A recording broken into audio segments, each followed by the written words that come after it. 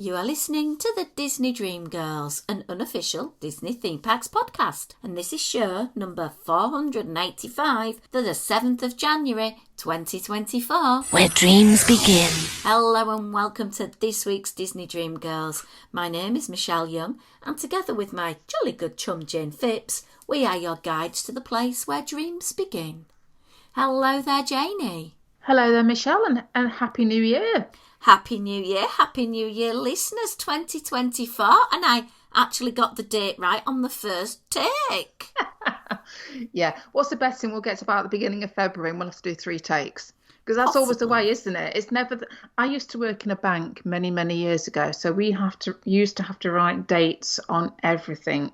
And it was pretty much standard that January, everybody would write the date on perfectly fine. And you get to like the last week in Jan, the first week in February, and all of a sudden the previous year would start to appear. Funny that we always used to fall into the trap. Hey ho. I know I've had to go around and correct quite a few children on their work anyway. So, listeners, I hope you have had a fantabulous Christmas. I hope you've enjoyed your family time, if you were very blessed to be with your loved ones. Maybe some of you got out to a theme park and had some Disneyness. I know our friends at Dis Down Under have been on the Disney Wonder. Yeah, they've had an amazing cruise by the looks of it. Oh, my word. 8 nights on the Disney Wonder and they didn't get off the ship. Yeah.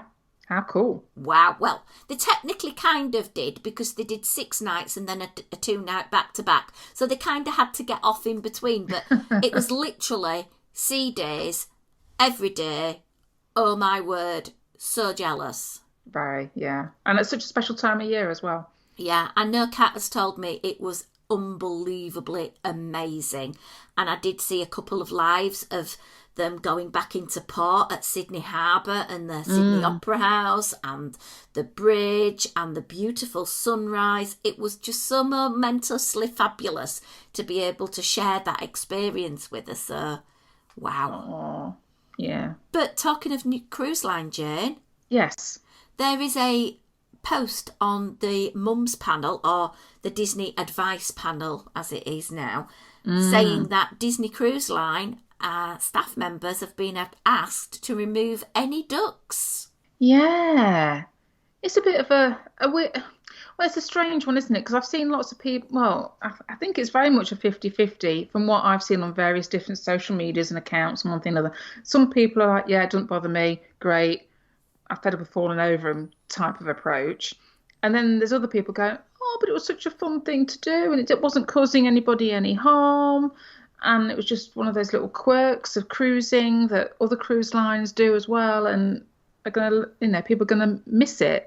And I must admit, I did it on my first cruise. And it was one of those daft little things that I look forward to doing. And I bought a load of ducks and I made my own labels, which I was very proud of because I'm not very creative normally. So that was really a big thing for me. And then just being able to leave them around. And we were very careful where we left ours. We didn't leave them in shops. We obeyed all the rules that you're supposed to obey. We always left them like on easy to find places, but they weren't going to be trip hazards. They were only little ones, And I suppose, is this a case of people haven't been obeying the rules and therefore they feel that they need to come down on them? I don't know. I'm for one, I'm very sad about it. I think it's a big shame because I know a lot of children out there, particularly, look forward to doing it and look forward to not so much the leaving them, but finding them. And I think that's kind of what you do it for, isn't it? And it makes me wonder what's next. Are they going to crack down on fish extenders? Those things that people hang from the little metal sort of identification thing outside their door. And some of them are very, very big.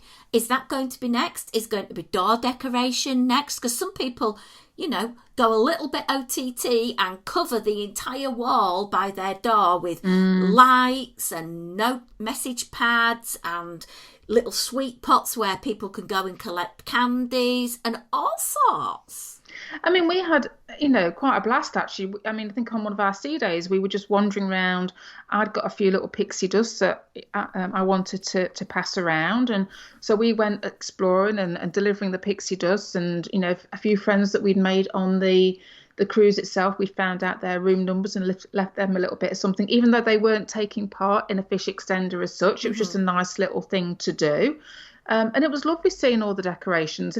And to be fair, we kind of knew we were on the right deck most days because we got to recognise doors where our, because I've been on the cruise ship, can be a little bit disorientating, can't it, when you're not used to it before and you're just trying to find your sea legs, so to speak.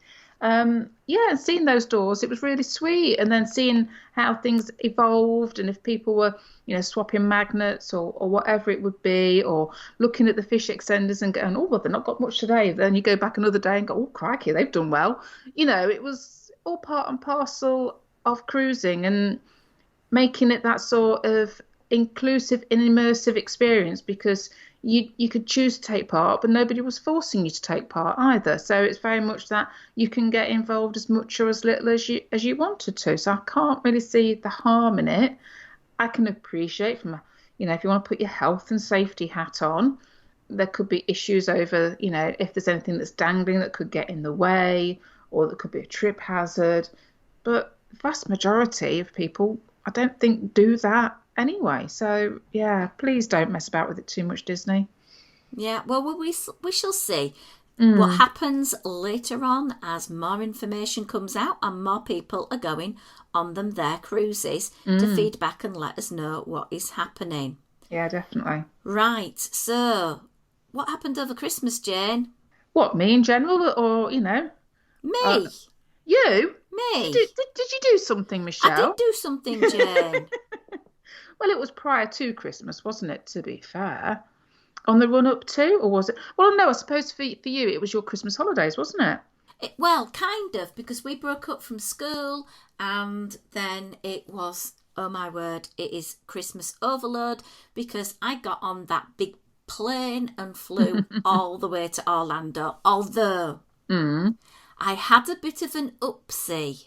Oh dear, what? At Manchester Airport. Yeah. Oh, look, our flight, 10:30. Oh, the gate number's there. Let's go. Yeah. So we strolled, walked very quickly down to the gate, and I'm looking around because I knew someone I knew was going to be on the same flight as me. And we were sending each other messages saying, I'm at the gate, and they're sending messages back to me. Well, where are you? It transpired there were 2 flights going to Orlando from Manchester departing at the same time. And I happened to go to the Aer Lingus departure rather than the Virgin Atlantic. Oops-a-daisy. Oops. But you obviously made the correct gate in time. We did. We did some power walking, and then I had to sit down and use my inhaler because I was a nervous wreck. Oh, bless you. Well, you got some more. At least you got some more steps in that day. I did. I was on that little walkway. You know those electronic walkways that they have? Yeah. And the idea in my mind is you go on this walkway and not only do you walk at the speed of everybody else, but if you walk on the walkway, you are typically classed to be jogging on your exercise map because you are going at such a speed. That's cheating. Yeah, but it really bugs me when I have people that stand on them. It's like, move! No, move out the way. Yeah. People coming through. Michelle's coming through. Move! Anyway, so we got on the aeroplane. We had a slight delay. We took off. We had a interesting flight. And all I will say is the medical condition I have at the moment and flying perhaps don't go together very well. Oh dear. So I was walking the aisles with a biohazard bag for a couple of hours during the flight. Oh, bless you. I know, it wasn't the best, but we got into Orlando. It was 3:30 in the afternoon. We got to the taxi rank. We just said, get us to the Walt Disney World Dolphin, please, ASAP. And it was drizzly. And there was traffic, but we got there because we all knew what my big focus was for this day. Yeah, processional. Absolutely. Yeah. Eva Longoria, 100%. I wanted to see her at candlelight because for me, she was the only person I'd actually heard of during the entire time I was going to be at Epcot. So for those of you who don't know a lot about her, She's not only an amazing actress who is best well known for Desperate Housewives, where she was an absolute amazing comic actress. She was absolutely fantastic. But she's also a producer and a director. Oh, I didn't know that. Yeah. She's got I would call this lady a smart cookie because she has got a lot of skills. She won a Golden Globe Award and a Screen Actors Guild nomination. Ah. And then she moved into the documentary sort of area, and she's done things on things called Food Chains, The Harvest, and she was the executive producer on that.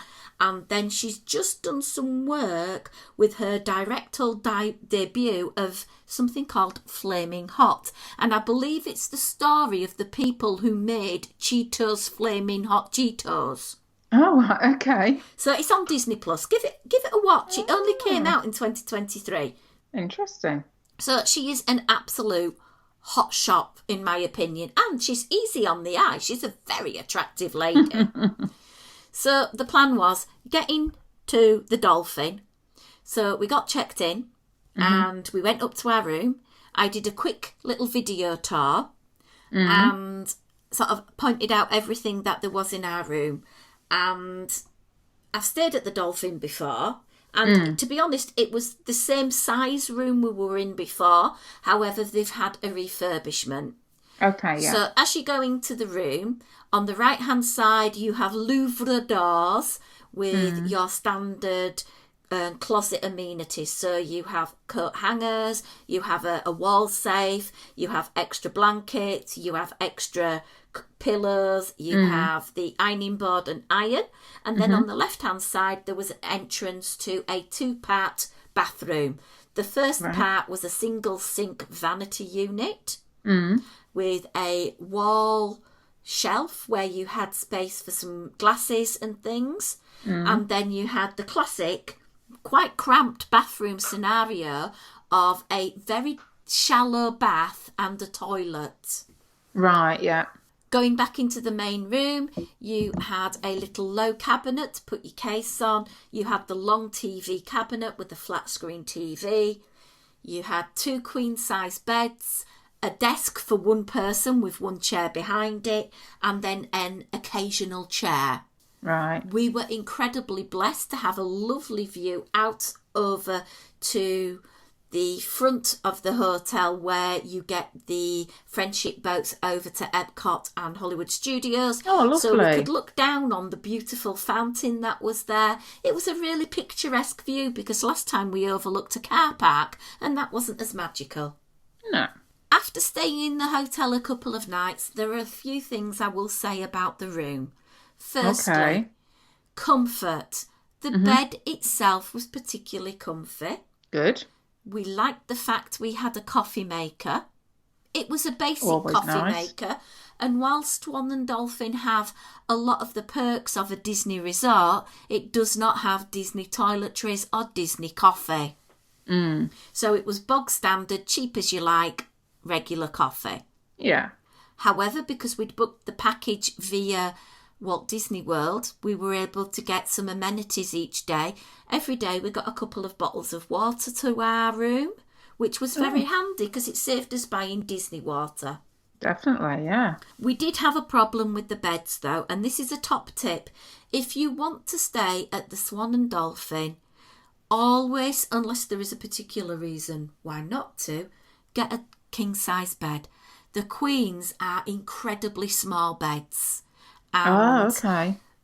they were separate beds, so we decided we were going to have the one bed nearest to the bathroom. But the gap between that bathroom wall and me actually being able to get into the bed was so tiny I had to scooch sideways. There wasn't space for me to have a bedside table, so I couldn't put my glasses on the bedside table. I couldn't put a glass of water there. I couldn't charge my phone up.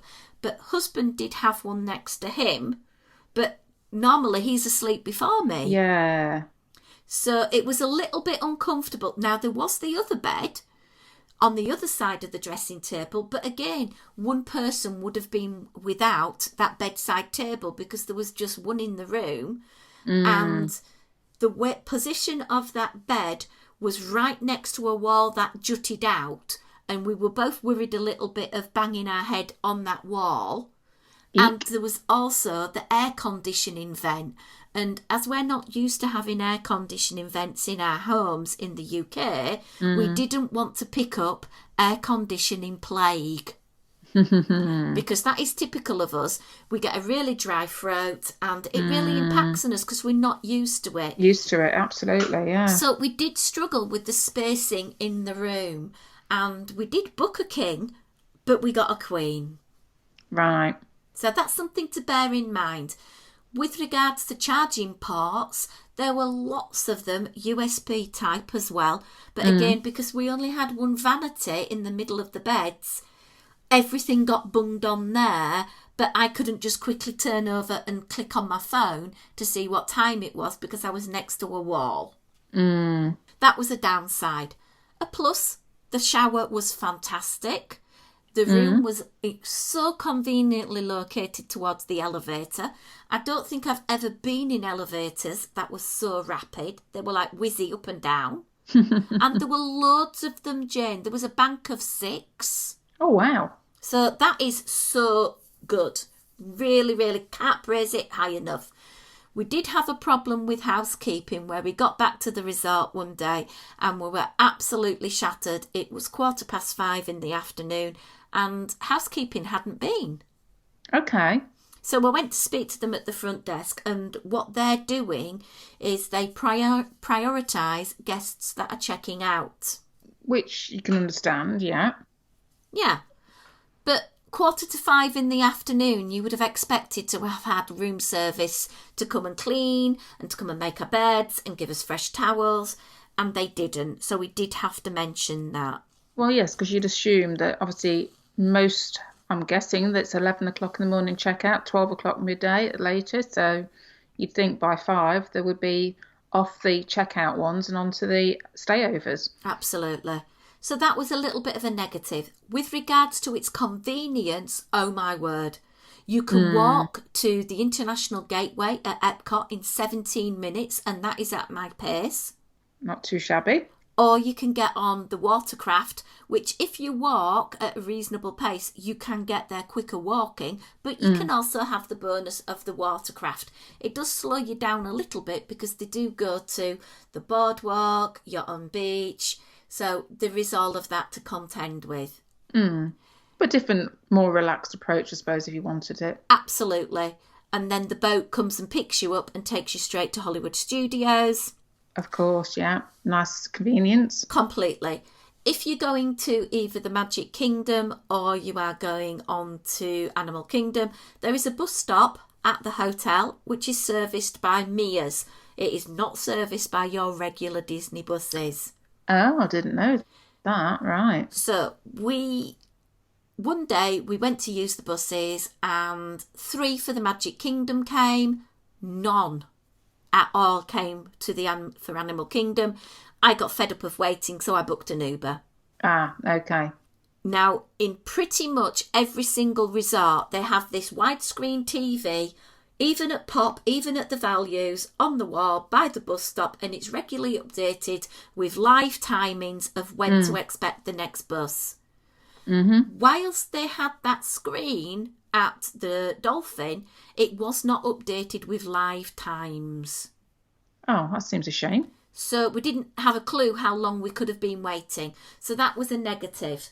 Right. Another negative is the buses from Swan and Dolphin, whilst they are a courtesy, they are not counted the same as your value, your moderate or deluxes at the other Disney resorts. Meaning, they do not take you to the Magic Kingdom. They take you to the TTC. Right, got ya. Yeah. So it's a longer process.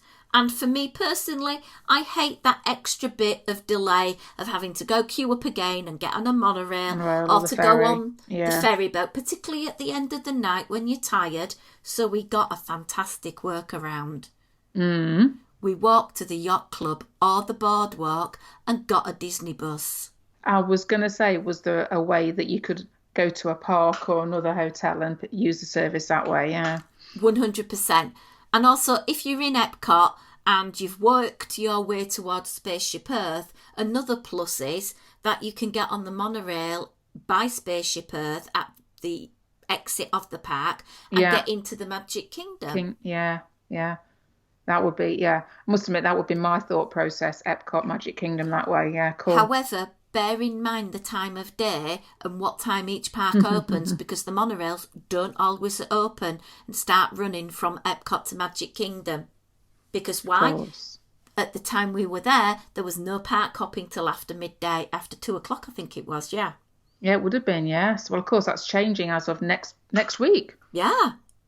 If you have that dated ticket, you don't have to book a reservation. Yeah, fab. So exciting for us Brits because we get dated tickets. Yeah, it's a no-brainer for us, isn't it? And I'm so happy they're going back to how it should be, how it used to be. Yeah. So onto the actual trip experience. As I said, we got a taxi on the way back. When we were leaving the Swan and Dolphin, we got a Mia's Connect. That was $16 each. I booked it 3 days in advance. They even sent me, as we were stood at the bus stop waiting, the little app to track Jose, the driver, all the way around Walt Disney World as he's picking up different people. So we knew that he was on his way, which was very comforting. Yeah. And it gave me a message to say, he's on property now. Are you at the bus stop? Fantastic service. We were the last pickup. We got to Orlando International Airport in plenty of time to get through security, which took about 25-30 minutes. And then we went to the gate and we chillaxed there till our return flight. Cool. Before the trip, I did discuss a little bit about my monetary budget, Jane. Yeah, you were being a bit careful, shall we say. I was trying to live on $30 a day. So did you manage it, Michelle? Or did you succumb? Find out. I recorded it in detail more at the beginning of the trip. So, day one, we were up so early to go to the Magic Kingdom because not only did I want to get there super early, but we had to book our virtual queue at 7 a.m. for Tron. Of course, yeah. So we got to the park really early, and the first attraction we head for was Space Mountain. Right. We did Teacups, Winnie Pooh, Seven Dwarfs, and at that point our tummy was saying, feed me, feed me. So I went over to Friar Tuck's and, oh my word, the best bargain brekkie. Get a portion of tater tots with sausage gravy, $6.17. It was humongous. We could have shared it. You used a share word there, Michelle. I did, I know. Where else on Disney property can you get a breakfast for just over $3 per person if you're sharing? Nowhere. Exactly. It was cheaper to get the taters and the sausage gravy than a coffee. It just goes to show how ridiculous Starbucks is priced in the parks. True. We went on then the Haunted Mansion, managed to see the Hatbox Ghost. Nice. Very nice. I've got some nice little video of the transition, which is super cool. We went on Jingle Cruise, which, oh my word, every time we went to go look at Jingle Cruise, the queue was like 80 minutes. Oh, wow. And it's been fed by people looking at the park lines and thinking, all right, I'll buy Genie. I'll spend $35 on Genie. So the lightning lanes were going through really quickly, but your standby lane, you'd get possibly 2 people through for every 15 in lightning lane. Yeah, I do feel Disney have got to look at this a bit more. Absolutely. Now, we then bumped into some friends of ours and they had a very special moment happen in the Magic Kingdom. So I work with somebody and he had said something about this trip that he'd booked and I looked into it, as you will all recall me saying, and I booked the trip not realising we were literally on the same flight and staying at the same hotel on the same wow. days. But it did actually work out in our favour, to be quite honest. Because, this is so amazing. They sent me a message and said, "Are you in the Magic Kingdom?" And I said, "Yes. Can we meet up?" Intrigued. Of course. His partner had proposed. Oh. And it was like he'd got the little ornament ring holder that you can get from Shop Disney, put the ring in it, and because trains are a big part of both of their lives, he proposed on the veranda by the train station looking into the Magic Kingdom. Oh. So instead of getting a picture of the castle and the Christmas tree with hundreds of people in front, they got a fantastic picture with nobody in the background, and it's now their spot. Oh, that's lovely. It makes you go all warm and melty inside, doesn't it? So we celebrated by riding Seven Dwarfs, It's a Small World, and by that time our lightning return time from our virtual queue had turned up for Tron. Can I just say, guys, whilst it says you've got this virtual queue, once you get to the virtual queue, you literally have to queue again. Yes. Now, we had a little bit of Disney magic happen with this because we'd gone into the guest services to sort something else out that wasn't working on my phone. And he said, "Oh, are you all four together?" And they said yes. And he checked my friend's account, Tom. Very confusing having my husband Tom and my friend Tom there. And he says, "Well, you guys have got this boarding group and you guys don't have a boarding group." That is because Michelle missed the Tron boarding group at 7 o'clock in the morning. Right. And he said, "Tell you what, I'll make some magic." And he got us on the same boarding group. Oh, lovely. Because I'd been in the hotel trying to sort it out. I'd not updated my phone to the correct time, so I'd missed it by 3 minutes. Oh, no. So this lovely cast member had made a bit of magic happen, so we all rode Tron together. But from the minute we went through the virtual queue line to getting on the Tron attraction was 54 minutes. Wowzers, yeah. You'd think because you've booked a virtual queue, you'd have maybe a 20-minute wait. Well, I can say you expect a little bit of a wait because obviously there's other people in that virtual queue as well, but they're obviously maxing out the number of people per time slot then, aren't they? Yeah. So then after that, we went on Peter Pan and I wanted to go meet Mickey. And then we decided we were going to do a monorail crawl around the Disney hotels to see all things Christmassy. Plus, we were getting a bit hungry. Oh, so where did you go to eat? We went to Contempo Cafe and we ordered the grilled cheese sandwich with tomato soup. We ordered it to share. And it's one of these things now that you pay at the little cashier desk or mobile order.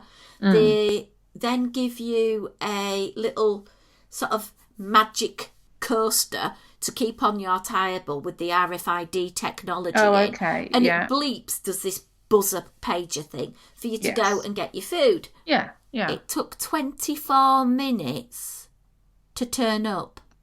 Okay. That is not quick service. No, that seems a little bit excessive when you've gone to the bother of going to a quick service. It wasn't even busy. It's only a grilled cheese sandwich and tomato soup. I know. Not there was like 15 people in the restaurant, that's all. It wasn't busy. It was 2:30. It was dead. That's not good, Disney. No. We then went over to the Polynesian and I found out a super cool hack. There is on mobile order the ability to order anything you want off the Kona Cafe menu. Anything. So if you're there at breakfast time, you can order breakfast off the Kona Cafe app and then you go and pick it up just outside the restaurant. Well, we were there at 4:30. I could order the Polynesians' much-loved Ohana favourite, the bread pudding, on the app for delivery to just outside Kona Cafe. So I'm there on the app. I got it sorted, 20 minutes, $13.87. We got this little bag and it had a separate tub of ice cream, it had the Kona pudding, and it had the lovely caramel sauce, and we just sat in the lovely lobby eating that, and it was just so lovely because I know you can get it at the Tambu Lounge, but they have a rule at the Tambu Lounge that you must be seated. Right, okay, yeah. And you can't always get a seat. Yeah. So this is a nice hack, and I'm going to bear this in mind on any future trips for the pancakes in the morning. Yeah, use that mobile order. Yeah. We hopped over to the Grand Floridian to take some pictures there, look at the gingerbread house. And at that point, we were getting a little bit, why don't we hop somewhere different? So we got to the bus stop at the Grand Floridian and got on a bus to Hollywood Studios. Nice. Busy day. It was. We finished off the night with tater tots and cheese sauce right by, from Woody's lunchbox, right by Slinky Dog, and that was our last attraction of the night. Sounds like a very lovely but busy day. Absolutely. We had a fantastic start to the holiday, and I've got so much more I'm going to talk in part 2 about what we did and things like that. But yeah, it was amazing. We had a great time. Oh, I can't wait to hear more about it. Well, I'll be sharing more on an upcoming episode. I will also be sharing some extra info for our lovely Patreons as well. And there is the opportunity to win, this is very exclusive, Jane, a Mickey's Very Merry Christmas Party 2023 ornament that I got as a spare, because we got 2, that I'm going to give as a giveaway. Ooh. I know. How are we going to give it away, Michelle? Do we know? Not as yet. I'm going to be thinking about it, but it'll be linked in with podcast and Instagram, because I don't know if you've noticed, I've been sharing a lot of our content on Reels, on stories, on posts over there. So make sure you pop on by at DisDreamGirls and a couple of comments, a couple of hearts. Definitely help us make us a little bit more visible and hopefully help people find our wonderful podcast where we share our top tips and love of Disney. Absolutely. Anyway, lovelies, we will be back next week continuing the chat. But until then, it's a goodbye from me. And goodbye from me.